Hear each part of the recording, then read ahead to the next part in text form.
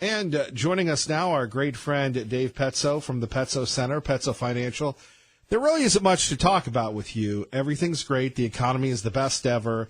So I don't know what we're going to do for our segment with you.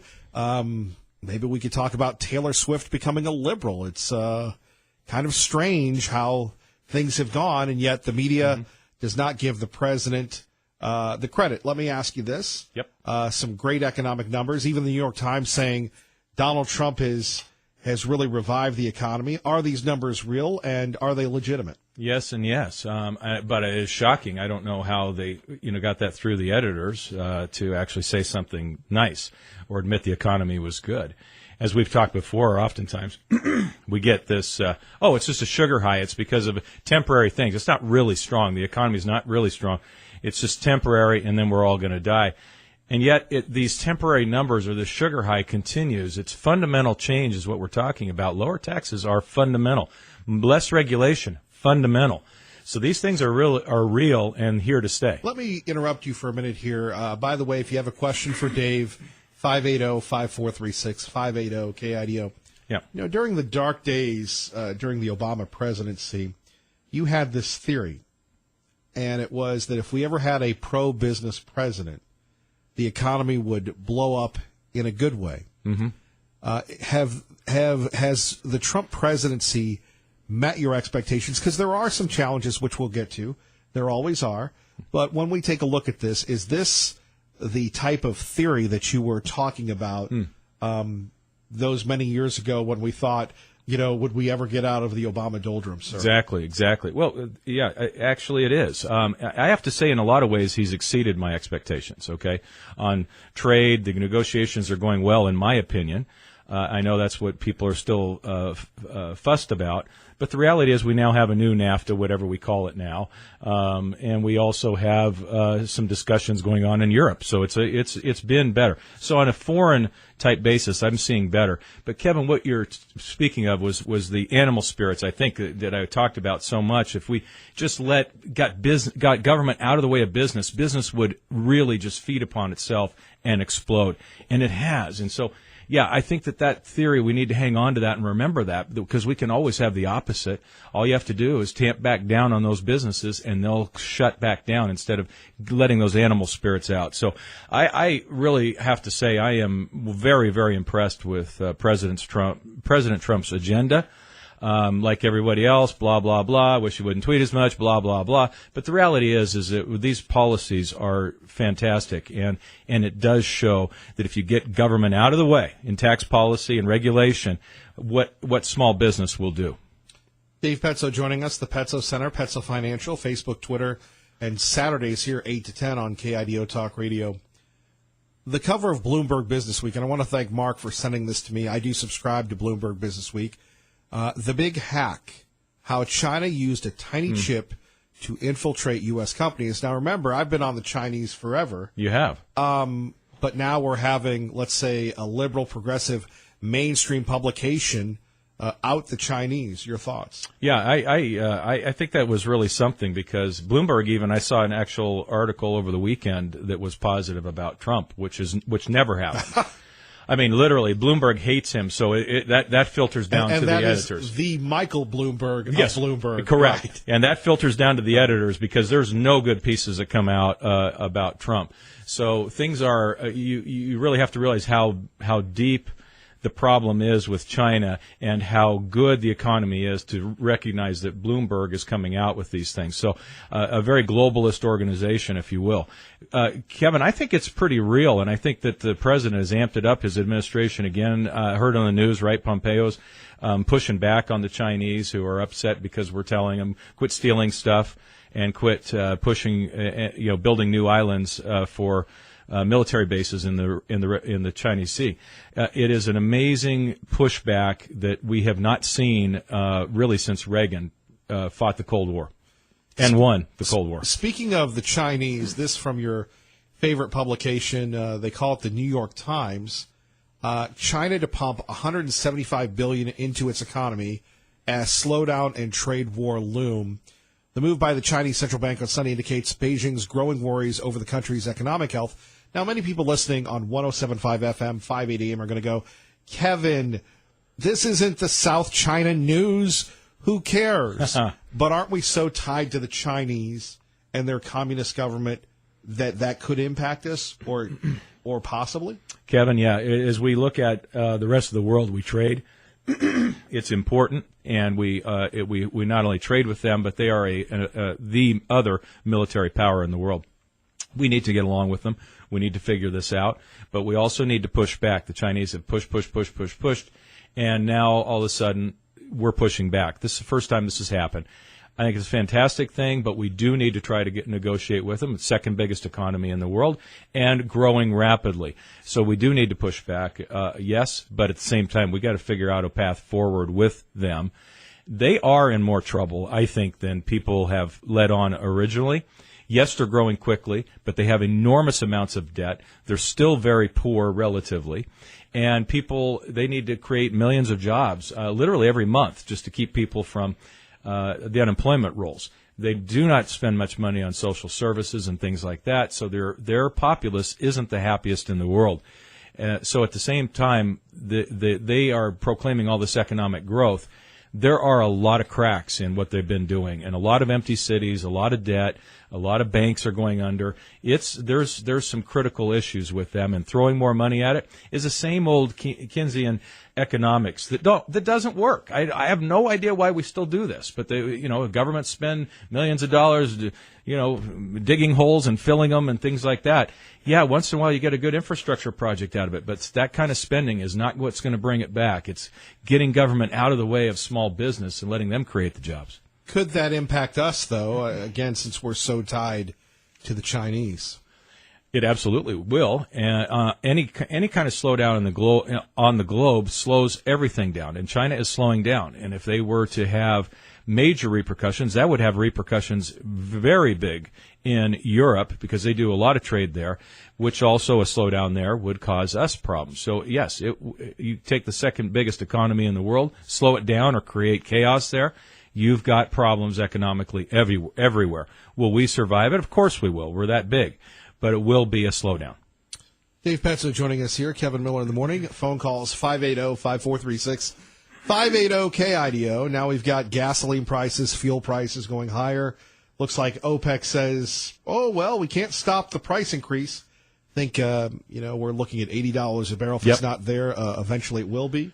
What does that mean? Well, it means higher gas prices, of course. But, Kevin, the automobiles, we've talked about this many times. The automobiles now go a lot further than they did. And as a percentage of people's pay on average, it's very insignificant what gasoline costs are. And I know there's those out there that are shaking their head or shaking their fist.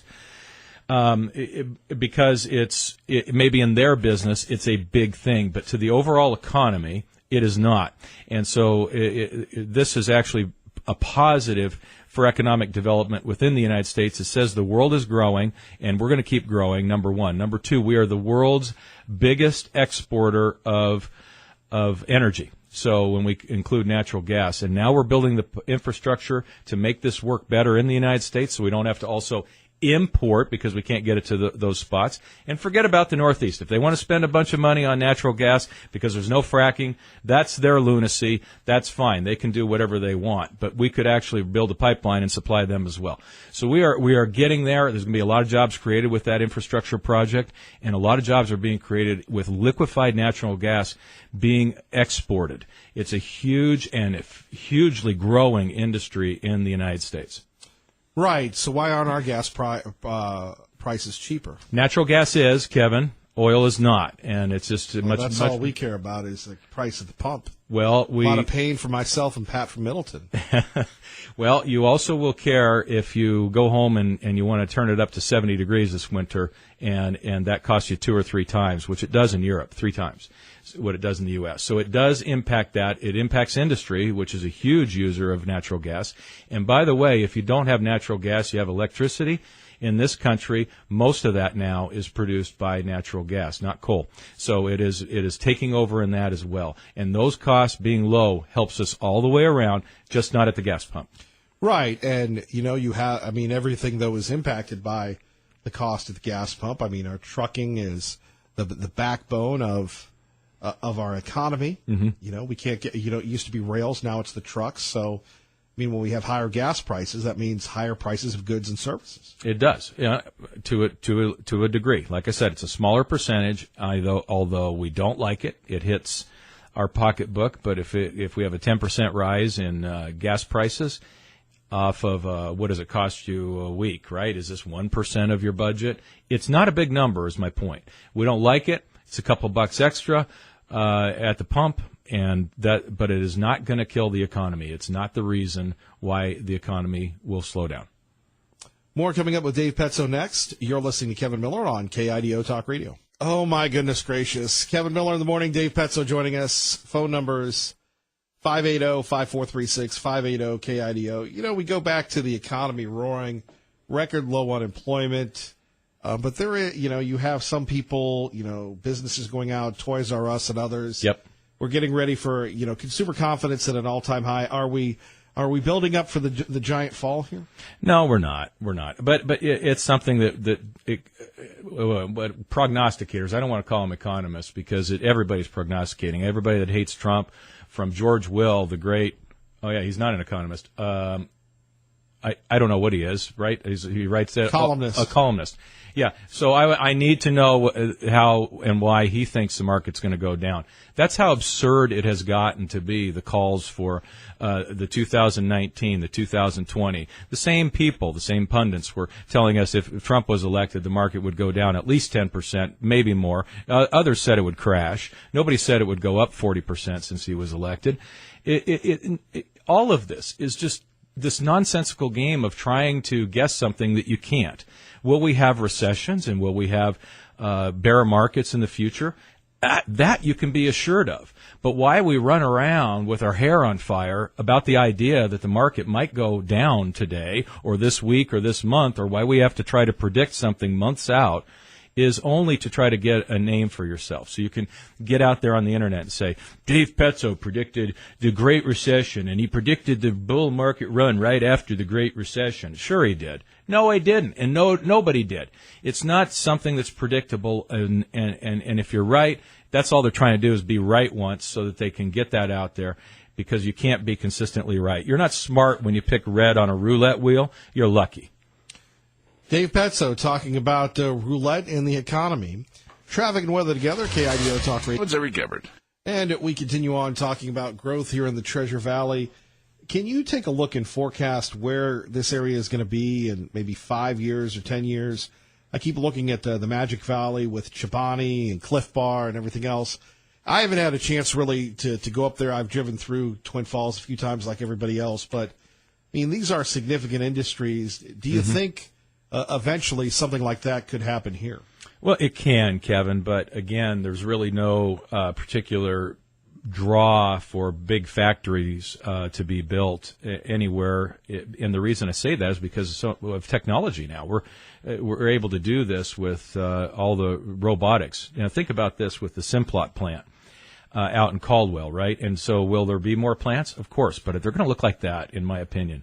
They're going to look like you have 50 engineers running the equipment and you do 5 million pounds per day. That's how much they do out there. And that is incredible when you stop and think about that. And the whole system of all the trucks all coming in, dumping the spuds, leaving with all the frozen, complete meals and et cetera. It's an amazing process. And they just run 24/7, and of course they have 50 engineers or whatever. I think the number was 50 or so per shift, and that's it. I mean, that's what the factories are going to look like, in my opinion. And I just can't see it doing anything different. But on the other hand, you have Chobani that employs a lot of workers. They do. Mr. Chobani is dedicated to hiring people. He's going to give 10% ownership to the company, to the employees. Just gave $1 million to economic development in the Magic Valley. Mm-hmm. No, it's great. I think it's wonderful. Just saying that they will continue to automate as well, and that will need less people per, whatever you want to call it, per cup of yogurt. It will need less. And so I don't see the factories expanding, but here in 5 or 10 years, people are going to keep moving here, Kevin. And as far as putting up big factories, I see more expansion within the existing factories than I do brand new ones popping up. Although there are going to be some that are going to be coming in to the areas, I would call them the oil exporting areas, because of all of the natural gas and things like that again, business is a huge user of. And when they can build a factory here and operate with rule of law and close to as cheap a conditions as anywhere else because of our energy, then you are going to be talking about factories moving back to the United States. All right. Recently, USA Today ranked the richest and poorest states. Idaho comes in at number 40. Idaho has one of the lowest shares of wealthy households in the country. Just 3.3% of Idaho households earn $200,000 or more. Now, that's less than half the national average. There is, of course, more than one route to success and wealth, but those who graduate college are more likely to earn higher wages than those who do not. Just 26.8% of Idaho adults have earned at least a bachelor's degree, as compared to 32% of American adults. Do you agree with that assessment? Let me just go a little bit more. Median household income, $52,225. Population, 1.7, 12th lowest in the nation. Unemployment rate, 3.2, 9th lowest in the country. Poverty rate, 12.8%, 25th lowest. Do you agree with that assessment? Yes and no. I mean, it's just saying we're 40th. Oh, woe is us. Do we want to be Seattle? Do you want to be San Francisco, Silicon Valley, where you have to make $300,000 a year to be able to afford to live in a tiny apartment? We don't want to do that. So as far as what I disagree with is the raw data that tells you nothing. It's not. I'm not even talking about the lifestyle here. I'm talking about the ability to pay your bills. You know, when you talk about the high tax rates of those places, and you talk about the high cost of everything, whether it's daycare, health care, rent. Buying a home is impossible. Having a car is nearly impossible because you need to actually buy a house to put it in. So it is incredibly expensive for everything. So if you want to go and compare to that, then have at it. But I think that's very, very misleading. I can't live in Idaho and only make $125,000 a year working for Micron. Yeah, you can, and you can have a pretty good life. Well, but you see us in compared to some of our sister western states. Utah ranks higher, Colorado, Washington. The income is higher in these states. What do you attribute that to? I would attribute mostly in Utah. Now, I can't really go state by state and tell you this all makes sense on this basis, but Utah is almost all concentrated in the Salt Lake area, right? I mean, isn't that something like over half their population is in that Salt Lake region, whether it's Provo or what have you. And that, of course, all big cities have much higher education levels, and they also have much higher, typically, and they have higher income levels. They have to, because they're trying to attract people to come in to run these firms, and they need to attract them with a better wage. Dave Petso joining us here. Kevin Miller in the morning, KIDO Talk Radio. So finally, we've got the governor's race going on. We're starting to see the Brad Little ads. You've been covering Mr. Little for quite some time. Your thoughts on Brad Little surviving the primary, and now he moves into the general election? Yep. Anybody that gets in politics, it's the same thing you and I talked a long time about, about how you just have to admire people. I mean, all of them for stepping up and doing this. I mean, Tommy Ahlquist worked so hard, and then he's not going to be the governor. Not now. Maybe he's going to run again sometime. Maybe he will. You think about that, and you think about what Brad Little has to go through and takes all the shots and all those. It's a really tough thing, what they go through. And obviously it looks like he's going to become our governor, even though he's not the only American in the race or some nonsensical thing, but she's just blowing herself up with ridiculous comments. So I think he just keeps putting the pedal to the metal. And so much so that I don't even think he'll mention her name. Why would he? He doesn't gain anything by it. She does well on her own. And then you have Dr. Ahlquist continuing to lurk around. Yeah. We called him off the air, and this was a compliment, Touchdown Tommy. And since Tea Party Bob outed me on that, we'll just, Touchdown Tommy, everything he touches is a touchdown. But he's building this big facility in Meridian on Chinden, quietly continuing to move along. Maybe he runs for mayor. Would that be too little of a? I mean, you talk about, from a nonpartisan point of view, which you are. Yep. Who would it take? It would take someone like that to beat Dave Beater, and Dave Beater's had such a grip on the city. I mean, yep. And Tommy Ahlquist has such a big draw here. Yeah. No, I agree with you. I think we need a candidate, somebody like that, that's willing to work hard and to come in and unseat it. And this isn't really a knock on Beater. It's a knock on all politicians that are in there a long time. It's time to go, and it's time to clear out all the folks there and move on to have a fresh look. And that's one of the things that really rejuvenates cities. Now, this is a city that's been done very well, but we all get caught in our own ruts and our own key programs, and maybe sometimes no doesn't mean no. You have to wonder. I know that you and he talked about his future at primary night, you and Tommy Ahlquist. So I'm just wondering what's next for him. I know he's back into the building. He's back on your TV station, Channel 7. I mean, you and Ahlquist are going back and forth. Who gets the most camera time? Oh, right. He does by a lot. So I'm just trying to figure out, what's next. I think he's one of the more intriguing political figures that we have in the state. I think you're right, and I think that he probably doesn't have a target other than, hey, let's just keep in the news and figure it out, because something will open up. Politics, for example, this was a wide-open governor's race because Butch is retiring. It wasn't the time 4 years ago to run for governor. He would have just simply been crushed and gone away. But with that, I think that things open up, and maybe he says, maybe I'll run for mayor, maybe I'll run for this and that. I think it would be very beneficial for name recognition to step into, as we have had governors do that, step in from being the mayor of Boise. So it's a population base. You get well known, and you have a better chance of moving forward. Well, people have often wondered about that with Dave Beater, but that'll have to be continued. Dave Petso, thank you, sir. It's always great to be with you, Kevin. Thank you. It's always glad to see the optimist, Dave Petso. Rather than the pessimist. I'm the pessimist. It's the odd couple here on the radio. I think you do. I think we're turning you, Kevin. Thank you, Dave. You're listening to Kevin Miller, KIDO Talk Radio. Good morning, Doug. Good morning, Kevin. Heidi ho. Out to Washington, D.C., Capitol Hill.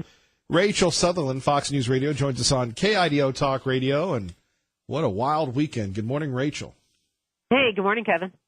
It was. Definitely a wild weekend. It's been a wild 3+ weeks. I mean, even wild before the accusations started flying. Well, forget ACC or SEC football, man.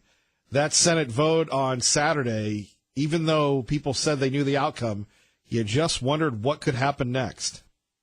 Right, and the mood around here, it was very tense. There were people over at the U.S. Supreme Court where I understand they were actually trying to open the door to get. It's just off the wall as far as the protests were going, and the intensity surrounding this vote. And as you mentioned, the vote itself and some of the noise and rancor at the moment. Even though we all knew by late Friday how it was going to turn out, we knew that he would become Justice Brett Kavanaugh when Senator Susan Collins went to the floor and gave that lengthy and very well thought out speech as to why she was going to vote yes for Judge Kavanaugh to become Justice Kavanaugh. And at that point, everyone knew this was a fait accompli, this was going to happen. It's still, and even now, Kevin, this has really energized not just the left but the right. Polling is showing that Republicans are upset with the way all this happened. There's even this Mama Bear movement that was on the Fox News channel this morning, women of sons and others who are upset at the way that Justice Kavanaugh was treated. And they brought up some really good points, brought up the Jim Crow era and the young man Tillis who was killed over an accusation, a young black man who was beat to death over because a woman had accused him of touching her or talking to her and beaten to death. And so, and talking about that mob rule. And so it's shaping our conversation really heading into the midterms. And so the Republicans are now catching up with Democrats when it comes to enthusiasm, Kevin. Indeed, although on the other hand, you just got to wonder what's next. People are saying even though Justice Kavanaugh is in, we might take a look at him, which could further this as a big issue in the midterms where all of a sudden, whether or not you're going to impeach the president, now we're going to impeach the judge. Right. That is some of the discussion that's out there. But here's kind of like the landscape for that and how unlikely that could be. Because basically Democrats would have to gain control of the House and the Senate, and in a major way, because they would have to get that kind of thing through the House. Then they'd have to get a 2/3 majority in the Senate. That is very unlikely. I mean, I'll go out on a limb and say you have a greater chance of the aliens landing. I mean, don't hold me to that, but I just don't think it's likely. So what is next? Will Congress rebuild itself? And on the Sunday shows, there's talking about, has the Senate been irreparably harmed? Yeah, that's a very good question. I think that we as Americans tend to have short memories, and we get very emotional in the short term and have temper tantrums. I think Americans, look at the Boston Tea Party. We have temper tantrums, and then we get over it and we forget about it. I think that Senate Majority Leader Mitch McConnell may be right in that we will be able to repair and move forward. He told Fox News Sunday that, this has been tough, it's been bitter, but that the Senate has not been damaged beyond repair. And Mitch McConnell? Mitch McConnell, Does he win in all this? I think that he survives this. I think that Chuck Grassley survives. I think they're just going to, dust themselves off and move forward. I don't think they've necessarily been tarnished or damaged by it. He made a good point several times in saying that we have these fights, we get past them, and I don't think he's in danger from his home state of Kentucky in any way, shape, or form. But I do think that obviously it's energizing both sides, and very much we're less than a month away now from the midterms, and both sides. I was out in the Virginia countryside this weekend, and where Barbara Comstock, the representative Republican, is facing a very, very tough challenge from Democrat Jennifer Wexton. So you could actually see that one flip. But now that Republicans I saw tons of Comstock signs, to my point this weekend. I was like, wow, she's really working on her signage. So that's going to be a tough race. And you could see some of these flip or not. I mean, it's some of these are real toss-ups. And finally, Taylor Swift says she's backing Phil Bredesen in Tennessee for the Senate.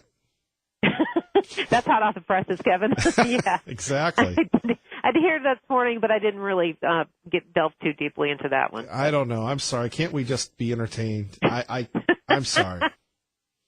You're great, Kevin. I always enjoy being with you. Rachel, have a great day, ma'am. Thank you. You too. Our great friend, Rachel Sutherland. Yeah, that's, by the way, if your kids like Taylor Swift, if you like Taylor Swift, she's come out for former Governor Bredesen, former mayor of Nashville, Bredesen. The reason why I covered him back in the day, that is east of the Great River News, against a very conservative female candidate named Marsha Blackburn, a congresswoman. So Taylor Swift saying she's down with the libs. Can we ever enjoy her music again?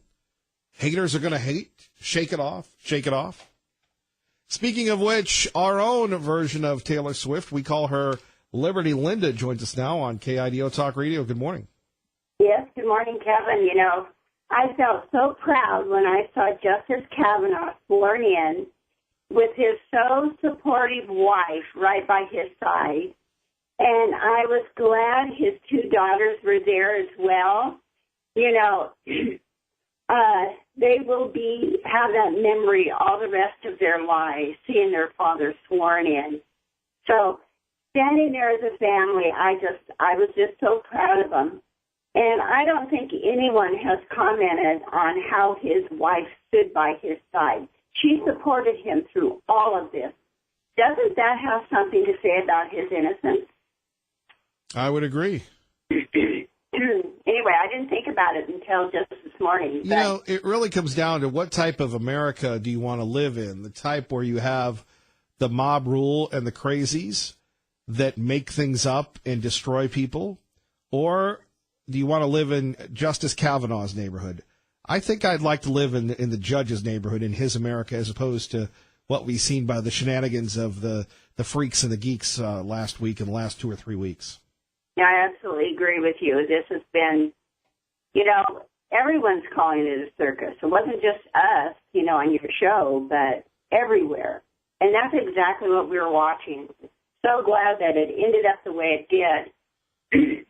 Excuse me. Anyway, I just have a little bit of trivia here for Christopher Columbus. Oh, it's trivia time. Oh, yeah, we have to have trivia. Anyway, he was actually, his father-in-law was the head of the Knights Templar, and he was actually related to King Ferdinand and Queen Isabella.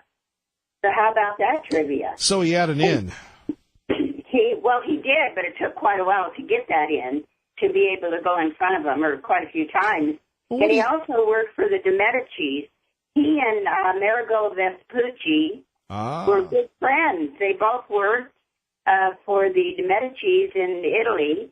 And, of course, Amerigo Vespucci, traveled up and down both North and South America, and that's why we're called America today. Yes, I learned about him many years ago in history class. What do you make of people vilifying Columbus, even going after the cities that bear his name, District of Columbia, Columbus, Ohio, saying that Columbus is a bad person? I just saw a tweet by the president that I retweeted at Kevin Miller Show honoring Columbus, and then you have people saying bad things. Oh, he was a slave guy. He was this. Columbus is bad. I'm going, my goodness. Well, I think that he was not bad. I think he was a very good person. And I think all of the things that we've heard about him, how many times he came over and the bad things we heard, I think that is all incorrect. That's what I've always thought, because I've always heard very good things about him in other areas that I've read. And so I disagree with that. I don't think our founding fathers would have honored him so much if he wasn't a good person. So I disagree with that. And I honor Christopher Columbus and Amerigo Vespucci, and I honor the name of our country, America. And so I'd rather go that route. Thank you very much for that, Liberty Linda. Take care. Okay, you as well, Kevin. Bye-bye. Bye-bye. More of your calls defending Columbus on Columbus Day. And would you live in Justice Kavanaugh's neighborhood? I would. Kevin Miller, KIDO Talk Radio. There we have it, the Battle Hymn of the Republic. Probably one of the great songs outside of the American South. Thank you to Pete from Mountain Home. Your daily request answered by our friend Ray Amaya. If you're just tuning in, talking about Columbus Day and the move to impeach Justice Kavanaugh, even before he's sworn in on the Supreme Court to impeach the president, even though we have the best economic news in many, many years. Crazy. Max in Garden City with Kevin Miller on KIDO Talk Radio. Good morning. Good morning, Max. And good morning, you guys. And good morning, everybody. It is a great day because let me tell you something. Despite the circus, our system still works. We've appointed a good man to the U.S. Supreme Court. Cory Booker is whining and crying. Who even heard of Cory Booker until he started crying for impeachment? And Taylor Swift? A message to America. If you listen to celebrities on political issues, you're too stupid to vote. Stay home and leave the rest of us alone. I was talking to this guy, it was yesterday, and he was telling me who Jim Carrey endorsed. I said, Jim Carrey's a Canadian. He's not even a human. Canada's not even a real country, for Pete's sake. He's a guest in our land, an unwelcome guest. And this guy just looked at me and said, well, do you think you're better politically qualified than Jim Carrey? The guy was 70 years old. Okay, he's my generation. Help, I'm dying here. I'm surrounded by morons of every stripe. The guy said to me yesterday, well, Judge Kavanaugh should not have been a judge simply because he doesn't have the demeanor. He doesn't have the personality. I said, why? Because he got upset? He said he was way too upset for a judge. And I said, let me hit you with this. you raped a girl when you were in high school. He said, no, I didn't. I said, yeah, you did. Yeah, you did. And I'm going to bring it out to the press. I'm going to make it nationwide. You're a rapist. He said, I said, look at your demeanor. He got quiet, and like a snowflake, he melted out the side door as quick as he could. Snowflakes are cowards. Snowflakes are stupid. Snowflakes are gullible, even when they're not on George Soros' payroll. So I've said my piece. Other than that, remember, you heard it first on KIDO, 580 AM, 107.5 FM. Kevin Miller, good job. Thank you, Max. God bless. Hank in Boise with Kevin Miller on KIDO Talk Radio. Good morning, Hank. Quickly, I'll give you a quick, brief piece of trivia. Sergeant York, 100 years ago today, on October 8, 1918, basically captured they destroyed 3 German in their nest, virtually single-handed, killed 25 Germans, captured 132, in one of the greatest feats of any American soldier in any war. This was 100 years ago today, on October 8, 1918. As far as the Indians are concerned, we forget what they did to each other. I mean, when the Sioux expanded to Minnesota, the barbarities that they did to the Crows, the Blackfeet, the Shoshones, when driving them back, a lot of those same tribes sided with the whites, like the Crows in particular. And some of them served as scouts to General Custer. And we forget about the Aztecs and the Mayans, the thousands of human bones of human sacrifice. The Indians were not this noble, innocent people who were. There was brutality shown to them by the Europeans, but they also displayed brutality not only to the Europeans but to themselves. So I don't see where the moral, where they have the moral edge that these poor innocents, had. And they took land from fellow tribes. So, of course I used the example of the Sioux doing that, but you also had those type of wars with the Cherokees versus the Chickasaws were tribe, and they also enslaved women. So they're not the little angels that everybody wants to portray them as. Hank, great point. Thank you. Thank you. Bye. Bye-bye. Traffic and weather together. I'm just Channel 7's Eric Everett. Kevin Miller in the morning. Let's get back to your phone calls. R&R, good morning. You're on KIDO Talk Radio. Let not your heart be troubled, my friend. All right, brother. Hey, I think until I go on my grave or senility takes my memory away, that moment when the elected beautiful judge said, just like that, his 10-year-old daughter said, let's pray for the woman. Should we pray for the woman? So I was gifted with 6 daughters and 6 beautiful grandchildren, their daughters. And it is the women of the next generation that will survive. Behind every good man is at least several good women. And my mommy's 94, and I know your mommy because I've heard her voice. So, and they hail from New Hampshire. Peace out. I love you. Keep on keeping on, buddy. All right, R&R, thank you. Let's go to Les in Nampa with Kevin Miller on KIDO Talk Radio. Good morning, Les. Hey, good morning, Kevin. I love your show. Thank you. I've been sitting here and inspired by listening to the people and laying here with my bulldog, Bruno, who's a star of Walmart.